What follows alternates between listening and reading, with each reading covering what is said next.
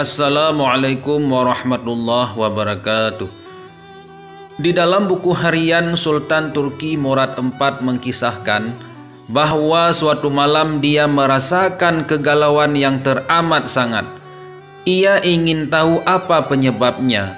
Maka ia memanggil kepala pengawal dan memberitahu apa yang dirasakan. Sultan berkata kepada kepala pengawal, "Mari kita keluar sejenak." Di antara kebiasaan sang sultan adalah melakukan belusukan di malam hari dengan cara menyamar. Mereka pun pergi hingga tibalah mereka di sebuah lorong yang sempit. Tiba-tiba mereka menemukan seorang lelaki tergeletak di atas tanah. Sang sultan menggerak-gerakkan tubuh lelaki tersebut. Ternyata ia telah meninggal dunia.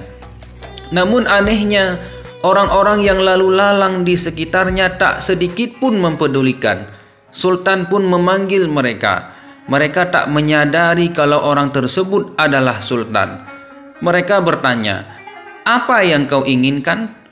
Sultan menjawab, "Mengapa orang ini meninggal tapi tidak ada satupun di antara kalian yang mau mengangkat jenazahnya? Siapa dia? Di mana keluarganya?" Mereka berkata, "Orang ini zindik, suka menenggak minuman keras dan berzina." Lalu Sultan menimpali, "Tapi bukankah ia termasuk umat Nabi Muhammad SAW? Ayo angkat jenazahnya, kita bawa pulang ke rumah." Mereka pun membawa jenazah laki-laki itu ke rumahnya. Melihat suaminya telah meninggal, sang istri pun menangis. Orang-orang yang membawa jenazah langsung pergi. Tinggallah sang sultan dan kepala pengawal. Dalam tangisnya sang istri berucap pada jenazah suami, "Semoga Allah merahmatimu wahai wali Allah. Aku bersaksi bahwa engkau termasuk orang yang saleh." Mendengar ucapan itu, Sultan Murad kaget. Bagaimana mungkin dia termasuk wali Allah? Sementara orang-orang membicarakan tentang dia begini dan begitu, sampai-sampai mereka tidak peduli dengan kematiannya.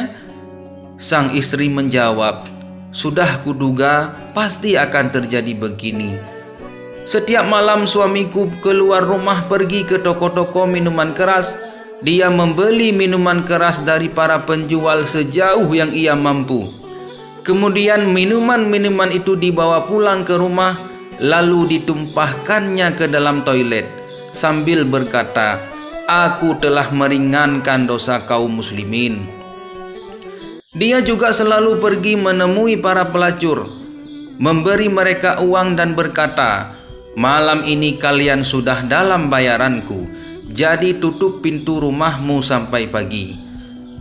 Kemudian ia pulang ke rumah dan berkata kepadaku, 'Alhamdulillah, malam ini aku telah meringankan dosa para pelacur itu dan pemuda-pemuda Islam.'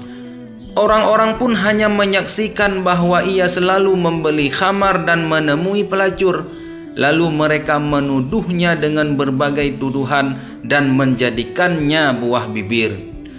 Suatu kali aku pernah berkata kepada suamiku, 'Kalau kamu mati nanti, tidak akan ada kaum muslimin yang mau memandikan jenazahmu, mensalatimu, dan menguburkan jenazahmu.'